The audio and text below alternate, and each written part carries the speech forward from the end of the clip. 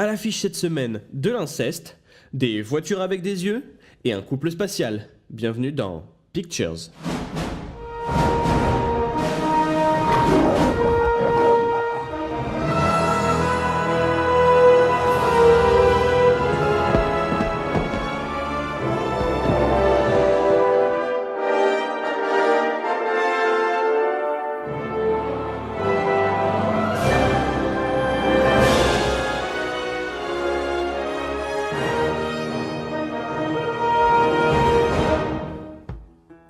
Salut à toi, moi c'est Fred, et cette semaine j'aimerais te parler de cinéma.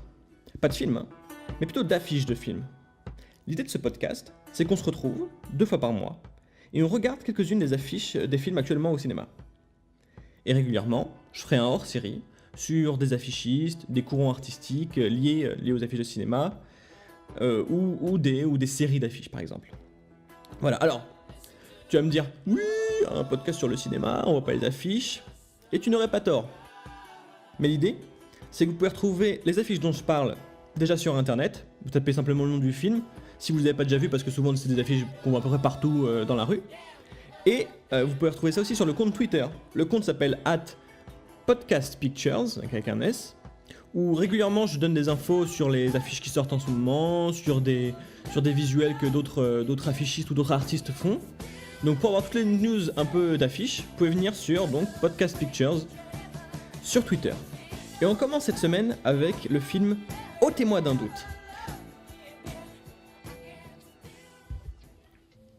Alors déjà, pardon pour la qualité audio de ce que vous allez entendre en fond, c'est la bande-annonce sans les voix, quoi, comme j'ai pu le trafiquer. Alors Ôtez-moi d'un doute, c'est un film de Karine Tardieu. Karine Tardieu, c'est la réalisatrice du Vent dans les mollets, pour ceux qui connaissent, avec François Damiens et Cécile de France. Alors on va regarder tout de suite l'affiche. L'affiche, il faut savoir que c'est un outil promotionnel. C'est là pour montrer ce qu'a à nous proposer le film en fait. Donc là, qu'est-ce qu'on voit ? On voit d'abord un grand bandeau rouge énorme en haut du film, avec une citation en fait du Parisien, qui vante les super mérites du film. Ensuite, qu'est-ce qu'on voit d'autre ? Les acteurs. Les acteurs, donc on sait que c'est un point fort du film. Là, on a François Damiens et Cécile de France, qui sont en gigantesque sur l'affiche, on voit que. Et alors, pour une fois, on peut, petit big up, les noms sont en dessous des visages. Ça, c'est assez rare pour le préciser quand même. Ensuite, on peut remarquer qu'en bas à gauche, on a le logo de la quinzaine des réalisateurs. Alors, pour ceux qui ne savent pas, la quinzaine des réalisateurs, c'est une sorte de festival parallèle au festival de Cannes, qui parle de films peut-être un petit peu moins connus, de films d'auteur, etc. Donc là, il a ce petit logo en face, donc il a été présenté à la quinzaine des réalisateurs, donc c'est aussi un gage de qualité. Voilà, et ensuite on a le reste du casting, donc qui a l'air moins important du coup, et en dessous les crédits habituels de ce type de film, crédits qui reprennent aussi pas mal la façon de mettre les crédits aux États-Unis, mais on y reviendra un petit peu plus tard, et puis quelques sponsors. Alors, avant de parler de l'affiche en soi, on va peut-être revenir un petit peu sur l'histoire du film. En fait, l'histoire du film, c'est le personnage de François Damiens joue un homme qui se rend compte que son père n'est pas son père.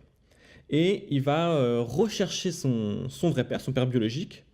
Et entre-temps, histoire qui n'a absolument rien à voir, il rencontre une femme charmante, je sais pas trop dans quelles circonstances, mais voilà. Et donc, du coup, il se lie de sympathie avec son père biologique. Et son père biologique décide de lui présenter sa fille. Et alors, vous ne me croirez jamais, mais la fille de ce gars, c'est la fille que le mec avait rencontrée plus tôt. Voilà, donc en gros, c'est une espèce d'histoire d'inceste et de ce mec qui se rend compte qu'il est un peu tombé amoureux de sa demi-sœur, quoi, en gros. Donc c'est ce que nous laisse, en tout cas, entreapercevoir la bande-annonce. Alors, l'affiche du film ne nous donne pas beaucoup d'autres idées sur le film. La photo est sans doute tirée du film ou des photos de plateau, parce que vous savez que sur les plateaux, il y a beaucoup de photographes qui viennent prendre des photos. Voilà, etc. Son travail particulier, assez réaliste en fait. Donc on voit les 2 personnages stars du film. Lui, on voit qu'il la regarde avec... Allez, il y a de l'amour, et puis du coup on sent un peu le doute qui plane un peu sur lui. Elle avec sa joie, sa lumière, il y a un petit effet de soleil un peu chaleureux derrière elle. Voilà, donc le film est vraiment centré sur la relation avec ces 2 personnages. Le fond est flou, on imagine la plage. Alors ça se passe un peu en Bretagne, donc j'imagine que c'est la place Bretonne.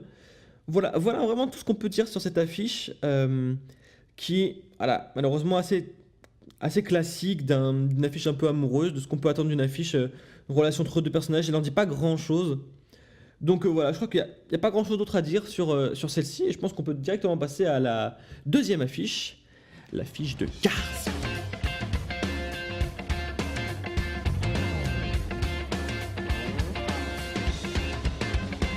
Wouh, ouais, calme-toi. Alors, Cars 3 d'ailleurs, parce que c'est le troisième. Ouh, tant qu'à avoir un aussi bon film d'animation, on va peut-être en faire trois. Wouhou, super. Bref, Cars, donc de Disney Pixar. Faut savoir que c'est d'abord un petit bébé de Pixar, hein. C'est vraiment ce que John Lasseter voulait faire. Il est fan de voitures, il adore ça.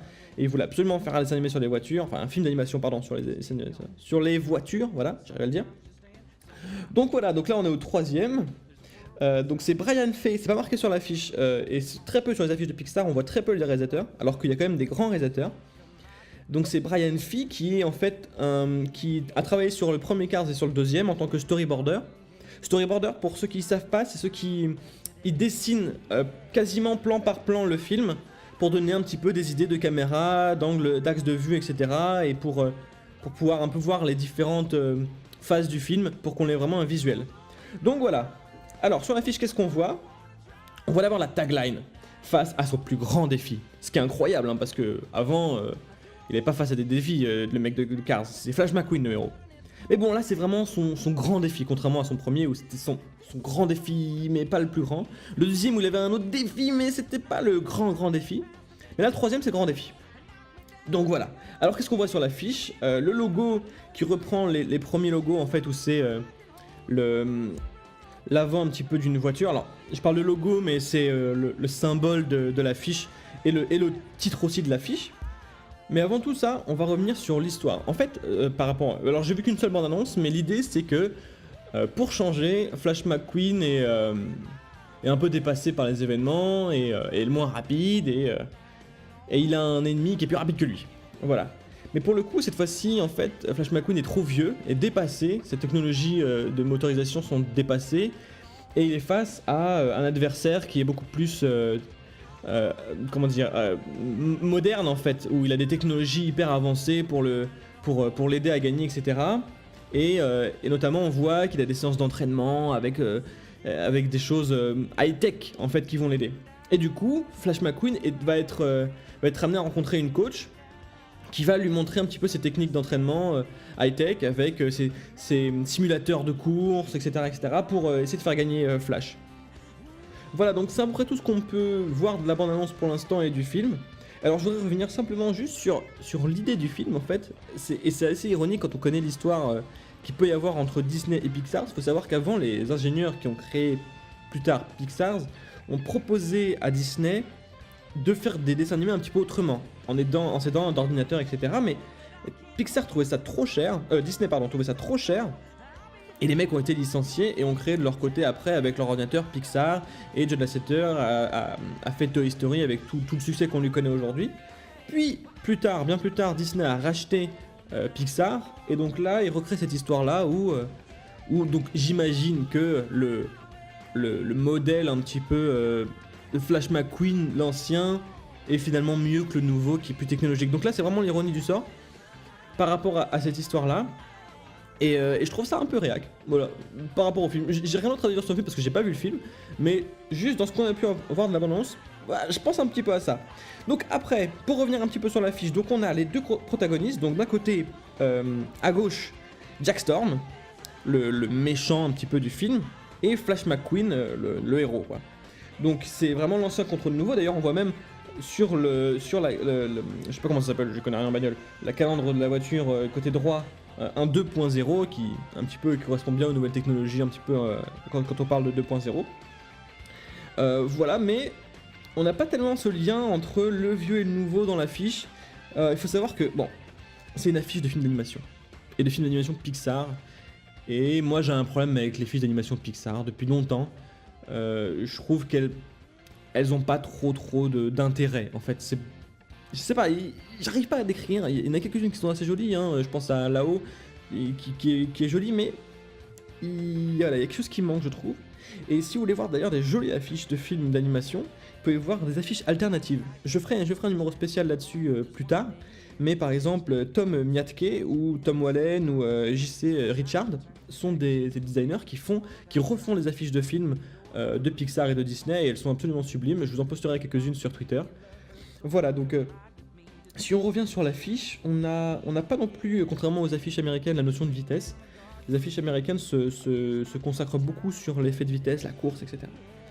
Voilà, et malheureusement, il n'y a pas grand-chose d'autre à dire de plus sur cette affiche. C'est assez pauvre, même si c'est intéressant de voir qu'ils font quelque chose de plus sombre pour une fois pour un film d'animation, Disney Pixar.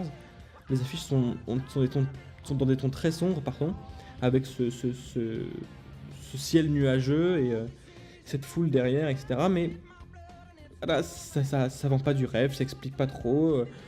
Il a un méchant contre lui. Voilà, bon, on a déjà vu ça dans d'autres Pixar, dans d'autres Cars surtout, donc c'est pas foufou. Voilà, c'est tout ce que j'aurais à dire sur Cars. Faut savoir que c'est juste l'agent Silencio et Cercle Noir qui s'occupent de faire l'affiche française. Voilà. Et donc on va passer du coup au troisième film. Et alors pas des moindres, on va passer à Valérian.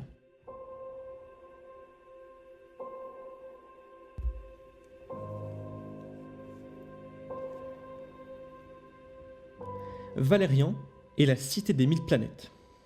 Alors, avec l'acteur / gueuletoxicomane Dan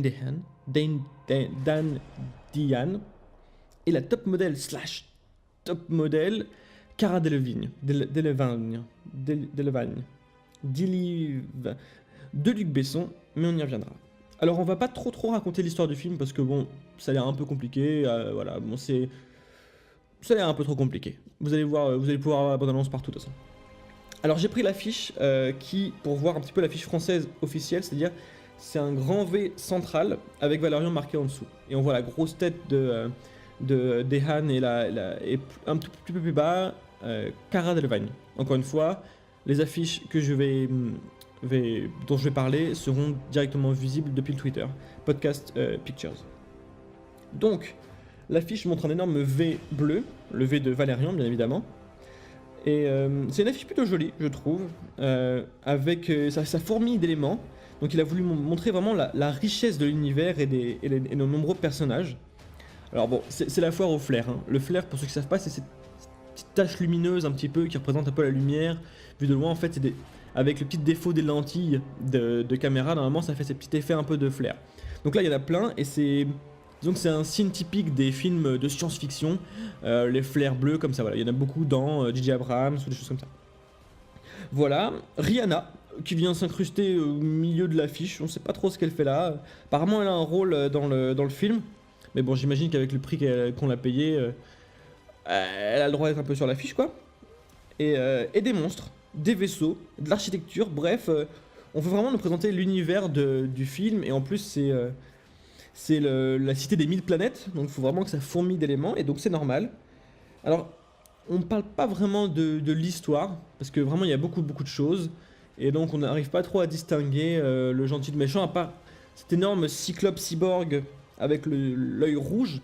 Le rouge donc qui est le symbole du danger, hein, c'est vraiment le vilain du film apparemment, d'après ce qu'on dit en tout cas à l'affiche. J'ai pas vu le film non plus, comme vous voyez je vais beaucoup au cinéma pour un cinéphile, hein. Et on finit par une touche comique, avec les 3 extraterrestres en bas qui ont plus ou moins l'air drôles dans la bande-annonce. Donc Luc nous dit « Attendez, c'est sérieux, mais il y a des blagounettes, quoi ». Ce qu'on remarque donc aussi sur cette affiche, c'est Valérian. Donc c'est pas Valérian et la cité des 1000 planètes, c'est vraiment Valérian. Alors faut savoir aussi hein, que la BD s'appelle Valérian et Laureline. Donc bon là la meuf tu dégages, hein. C'est vachement plus cool d'avoir le nom du mec quoi. Eh c'est qui le bonhomme? Voilà. Donc là on a vraiment, je sais pas pourquoi ce changement, surtout que les 2 personnages sont très présents dans la bande-annonce, j'imagine dans le film et sur l'affiche. Donc voilà, peut-être dans un souci esthétique de dire Valérian, c'est peut-être plus simple, ça fait moins couple, je sais pas. Donc voilà, qu'est-ce qu'on a d'autre? Un film de Luc Besson. Of course, c'est l'argument du film, hein. Il manquerait presque par le réalisateur de son dernier chef-d'œuvre, le 5e élément, il y a plus de 20 ans, Luc Besson. Voilà, qu'est-ce qu'on a d'autre? Les crédits, alors en bas, c'est les crédits un peu à l'américaine, hein, comme je disais sur la précédente. C'est quand ils sont très fins comme ça, c'est une typo spécifique pour... La typo, c'est la police d'écriture. Spécifique pour pouvoir rentrer beaucoup de choses dans peu d'espace.